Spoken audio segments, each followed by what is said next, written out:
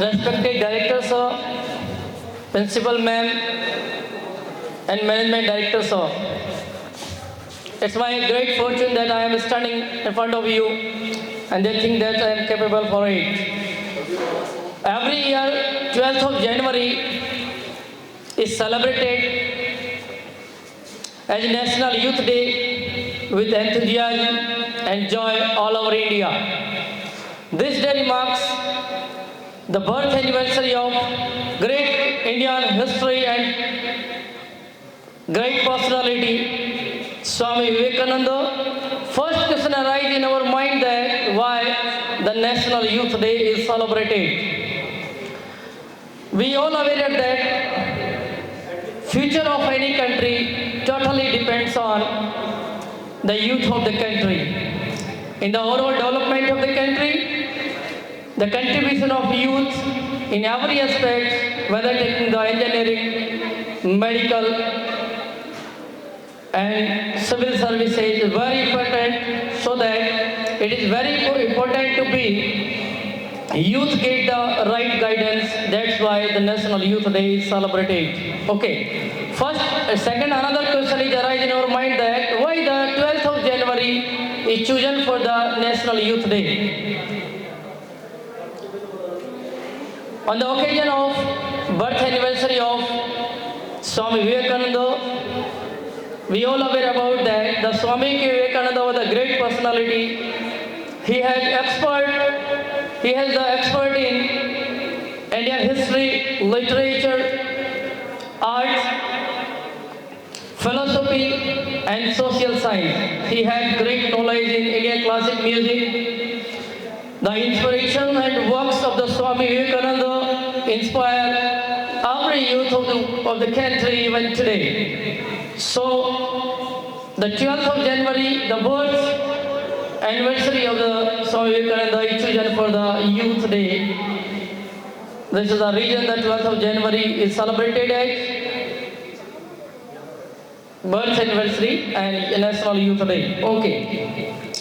Now I coming on the some aspects related to youth sitting here in Hindi, because you are most comfortable in that language. Okay. 6th से लेके और 12th तक के students यहाँ बैठे हैं. मैंने 2012 में कंप्यूटर साइंस से इंजीनियरिंग की थी. वहाँ से लेके और आज लगभग मुझे 12 ईयर का एक्सपीरियंस हो चुका है. मैंने डिफरेंट सिटीज़ में अपनी सेवाएं दी हैं. सीकर, जयपुर, चंडीगढ़ मैंने इन शहरों में पढ़ाया है. तो जहाँ तक बानसूर के स्टूडेंट जितने भी मैंने बाहर पढ़ाए हैं या लास्ट 3 ईयर से मैं RCI में यहाँ पे पढ़ा रहा हूँ, आप लोगों को मेरा ये कहना होगा जो 6वीं, 7वीं और 8वीं के जो स्टूडेंट्स हैं उन लोगों के लिए सबसे इम्पोर्टेंट है कि वो अपनी मैथमेटिक्स और इंग्लिश पे बहुत ज़्यादा जोर दें, क्योंकि 6th, 7th, 8th में अदर सब्जेक्ट भी ज़रूरी हैं, लेकिन मैथ्स और इंग्लिश इसको आप प्राइमरी गोल लेके चलें और इनको अच्छा बनाएं. देखिए, पढ़ना और पढ़ना आना इसमें डिफरेंस बहुत होता है. आजकल के जितने भी एग्ज़ाम्स हो गए हैं वो एक्यूरेसी विद स्पीड मांगते हैं. एक तो होता है कि हमें बहुत कुछ आता है, हम कर सकते हैं. एक होता है कि हम कर तो सकते हैं लेकिन स्पीड से नहीं कर सकते. तो उस आजकल के जितने भी एग्ज़ाम हैं इंडिया में, वो एग्ज़ाम सिर्फ नॉलेज बेस्ड एग्ज़ाम नहीं होते. आपकी स्पीड भी होनी चाहिए और आपकी एक्यूरेसी भी होनी चाहिए. इवन इंग्लिश मीडियम के जो स्टूडेंट्स के लिए, आप लोगों के लिए थोड़ा सा एक प्रॉफिट ये होता है, जितने भी एग्ज़ाम होते हैं इंडिया में जिनकी जो प्रेस्टिजियस एग्ज़ाम हैं, आप लोगों का मोरल थोड़ा सा हिंदी मीडियम के स्टूडेंट से आप होता है. क्योंकि आजकल जितनी भी बुक्स आती हैं, जितनी भी बुक्स हम लोग JEE में या नीट में या कहीं भी पढ़ाते हैं, इवन हिंदी में बहुत कम बुक्स आती हैं जो अच्छे राइटर्स लिखते हैं. सभी बुक्स लगभग इंग्लिश में आती हैं. तो आप लोगों के लिए इंग्लिश मीडियम बहुत अच्छा ये आपने चूज़ किया है. Second one is that English medium choose करने से ही सब कुछ नहीं होता है. जैसे एक मैं छोटा सा एग्जांपल देता हूँ. आपको अल्फ़ाबेट कितने लोगों को आते हैं? यहाँ पे ABCD कितने लोगों को आती है? सबको आती है? सब लोगों को ABCD सबको आती है A to Z. ओके, मैं आपको स्पीड का एक छोटा सा एग्जांपल दूंगा. जैसे सपोज करिए मैं आपसे किसी से भी पूछता हूँ कि ए से जेड तक 15 नंबर पे क्या आता है, 16 पे, 18 पे, 19 पे, 17 पे, जितनी स्पीड से मैं बोल रहा हूँ उतनी स्पीड से आप अल्फ़ाबेट रिपीट कर सकते हैं। तो आपकी स्पीड है विद एक्यूरेसी। आप मुझसे कितनी भी स्पीड से अल्फ़ाबेट पूछ लीजिए, जितनी स्पीड से आप बोलेंगे उतनी स्पीड से मैं आपको, जैसे मैंने कहा 15 पे क्या आएगा, आप करेंगे ए बी सी इस तरीके से नहीं, आपको ऑन द स्पॉट स्पीड से आपको ये प्रैक्टिस होनी चाहिए। तो आज के जितने भी एग्जाम्पल हैं जो एग्जाम से रिलेटेड हैं वो सारे स्पीड और एक्यूरेसी बेस हैं। तो इंग्लिश पे और मैथ्स पे आप कंसंट्रेशन करें 6 से लेके 8। अब हम एक बात करते हैं कि आजकल एक दौर चल गया है फाउंडेशन, राइट। देखिए कोई भी फाउंडेशन किया जाता है किसी भी चीज़ का, तो वो कभी भी इसलिए नहीं किया जाता कि आपको नीट क्रैक करना, IIT या UPSC IAS क्रैक करना है। फाउंडेशन इसलिए नहीं होती। नॉर्मली फाउंडेशन का ये बेस तो नहीं है। फाउंडेशन जो किया जाता है, क्योंकि 9th और 10th में भी फाउंडेशन किया जाता है जिसको प्री फाउंडेशन कहते हैं। उसके बाद 11th और 12th में फाउंडेशन किया जाता है। उसके बाद 12th के बाद में जो बैचेज होते हैं किसी भी चीज़ में ले लीजिए, भले नीट में हो, IIT में हो या IAS में हो, RAS में हो, आजकल लोग 12th के जस्ट बाद चूज करते हैं या 10th के बाद या 8th के बाद चूज करते हैं। तो 8th, 9th और 10th के स्टूडेंट चूज करते हैं प्री फाउंडेशन। प्री फाउंडेशन का मतलब जो सब्जेक्ट वो पढ़ रहे हैं उसको इतने अच्छे ढंग से पढ़ते हैं कि उससे रिलेटेड सारी चीज़ें लगभग क्लियर हो जाती हैं। तो प्री फाउंडेशन का एक कल्चर ये डेवलप हुआ।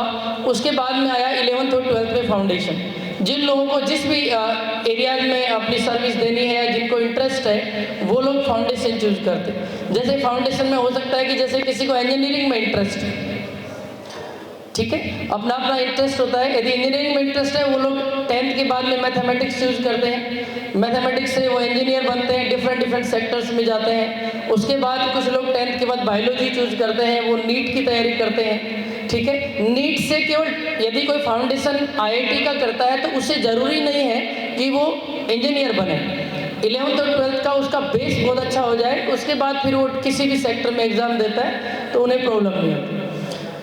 उसके बाद में 12th के बाद में लोग टारगेट बैचेज में जाते हैं। चूँकि आप स्कूल में हैं इसलिए आपको बता दूं कि आप 11th और 12th में 10th के बाद जो आप स्टेप लेते हैं, 10th के बाद सपोज करिए आप कोई भी सब्जेक्ट चूज करते हैं, वो सब्जेक्ट चूज किया जाता है 10th, 9th और 10th की आपको कितनी नॉलेज है। जैसे मैं 10-11 साल से पढ़ा रहा हूँ, मैंने ये देखा कि जिस बच्चे की 9th और 10th वीक रह गई वो 11th में कभी परफॉर्म नहीं कर सकता। इवन वो सिलेक्शन तो नहीं दे सकते, नीट जेई या किसी भी एग्जाम में वो सिलेक्शन नहीं दे सकता, क्योंकि 9th और 10th is more difficult than 11th and 12th। क्योंकि जो 9th और 10th के जो कॉन्सेप्ट हैं वो डिफिकल्ट हैं, क्योंकि IAS की जो प्रिपरेशन करने भी जाते हैं उन लोगों को कहा जाता है कि 6 से लेके और 12th तक की NCERT पढ़ के आइए। पहले 6 से लेके 12th तक की NCERT जिसकी बहुत अच्छे से क्लियर है, इवन RAS IAS में उसको ज़्यादा प्रॉब्लम नहीं आती। जिसको 6 से लेके और 10th तक का मैथ क्लियर है वो 11th और 12th के मैथ को आराम से चुटकियों में कर सकते हैं, लेकिन उसको 6 से लेके और 10th तक का मैथ्स क्लियर होना चाहिए। तो जितने भी लोग अभी पढ़ाई कर रहे हैं, आप में से जो स्टूडेंट्स पढ़ाई कर रहे हैं, जैसे मैं एक छोटा सा एग्जाम्पल, रियल एग्जाम्पल लेता हूँ। मेरी क्लास यहाँ पे अरेंज की गई अभी, सर ने अरेंज की CBSE क्लास के लिए। तो मैंने एक यूनिट कराई उनको, sets and function, sets relation function. मैंने पूरा टॉपिक लगभग 2 घंटे में वो कंप्लीट कर दिया। मैंने एक बच्चा देखा उस क्लास के जस्ट पीछे बैठा हुआ था, वो अपनी क्या बोलते हैं प्रैक्टिकल की जो कंप्लीट कर रहा था, वो सीट वगैरह जो भी होती है, तो इसे कहते हैं इंटरेस्ट। इतनी मेहनत मैंने कराई 2-2.5 घंटे में, लेकिन उसने कुछ भी नहीं देखा। इसे कहते हैं कि उसे पढ़ने में कोई इंटरेस्ट नहीं। सबसे पहले डिपेंड करता है इंटरेस्ट। सेकंड वन ये है, एक होता है एक्रेशिया, आपने सुना होगा, एक वर्ड है। एक पहले ये होता था, हम जब पढ़ते थे उस समय होता था कॉलेज के बाद में करियर चूज करते थे। जैसे कॉलेज हो जाती थी उसके बाद पता लगता था कि अब करना क्या है। अब ऐसा नहीं है, 6 से लेके स्टूडेंट अपना करियर चूज कर लेते हैं। 6, 7, 8, 9, 10th में आते आते उसी अकॉर्डिंग अपनी स्टडी करते हैं, और 11th और 12th में उसकी बढ़िया तैयारी करके और 12th के साथ वो सेलेक्ट हो जाते हैं। जैसे आपको बताऊंगी, जैसे किसी स्टूडेंट्स का जेई में इंटरेस्ट है तो वो 10th के बाद चूज करेगा अपनी सब्जेक्ट। नीट में है 10th के बाद करेगा। एक एग्जाम और होता है अपना, नेशनल डिफेंस एकेडमी NDA का एग्जाम होता है। इंडिया का यूपीएससी द्वारा लिया गया अच्छा एग्ज़ाम है। यदि आप इसकी प्रिपरेशन करते हैं तो 6, 7, 8, 9, 10 यहाँ की आपको अच्छे से, यदि आप ये पढ़ी हुई हैं बुक्स, उससे रिलेटेड उसका पेपर होता है। 11th और 12th का हल्का सा उसमें मैथ्स का एक अलग से पेपर होता है। इंग्लिश आपकी पहले से ठीक होनी चाहिए थोड़ी सी, उसमें सिलेक्शन हो जाता है।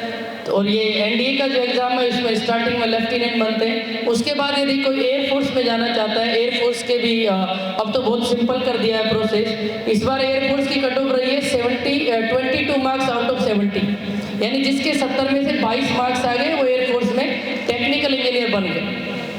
इसी तरीके से नेवल एकेडमी में है। तो जिस भी एस्पेक्ट में आपको जाना है, जिस भी करियर पाथ को चूज करना है, उसकी बढ़िया से स्टडी करके, गाइडेंस के लिए ज़रूरी होता है कि एक अच्छा गाइडर हो।